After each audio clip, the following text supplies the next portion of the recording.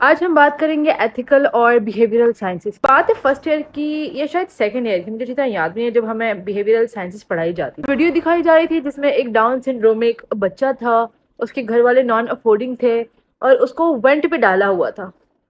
اور گھر والے بہت پریشان ہو کے ڈاکٹر سے پوچھتے تھے کہ ڈاکٹر آپ بتائیں کیا کرنا چاہیے، کیا وینٹ بند کر دیں، کیا اگر یہ بچ گیا تو یہ نارمل زندگی گزار سکے گا. اینڈ وہ ویڈیو وہیں پہ روک دی گئی اور پھر ہمارے پروفیسر نے ہم سے پوچھا کہ اگر آپ لوگ ڈاکٹر ہوتے تو کیا کرتے. کچھ لوگوں نے بولا وینٹ کنٹینیو کرتے، کچھ لوگوں نے بولا وینٹ ہٹا دیتے. میں یہ بات بالکل نہیں سمجھ پائی تھی جب تک کہ مجھ پہ خود یہ کنڈیشن نہ آئی. حال ہی کی بات ہے، میرے پاس ایک آدمی آیا جو کہ کپڑے میں لپٹے ہوئے بچہ لے کر آیا تھا.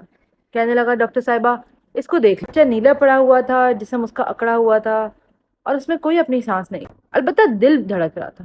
ذرا سی ہسٹری لینے پہ معلوم ہوا کہ بچہ ہوم ڈیلیورڈ تھا، اور کیونکہ وہ پیدا ہونے کے ساتھ رویا نہیں اور اس نے سانس نہیں لیا تو اس کا باپ بائک پہ 10 منٹ کے سفر کر کے ہاسپٹل لے کر. آکسیجن کی جو بھی کمی ہوئی تھی اس کی وجہ سے بچہ نیلا تو پڑا ہوا تھا لیکن وہ کنٹینیوس جھٹکوں میں تھا.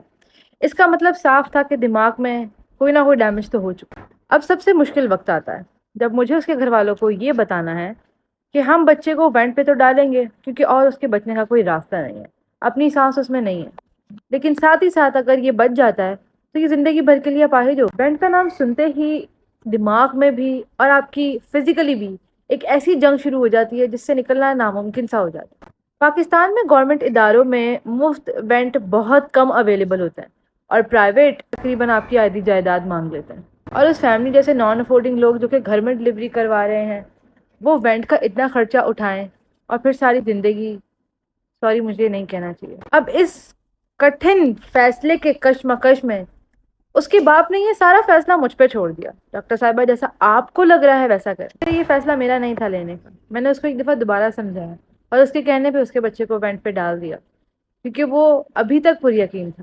یہاں بہت سارے لوگوں کی غلطی ہے لیکن سب سے بڑی غلطی ہے لیک آف اویئرنیس. آج بھی پاکستان میں گھر میں ڈلیوریاں ہوتی ہیں، دائیوں پہ اتنا یقین کر دیا جاتا ہے غیر صاف کیے انسٹیرلائزڈ اکوپمنٹ استعمال کر کے ماں اور بچے دونوں کو انفیکشن ہو جائے. این وقت میں آکسیجن کی کمی کی وجہ سے بچے کا برین ڈیمیج بھی ہو جاتا ہے.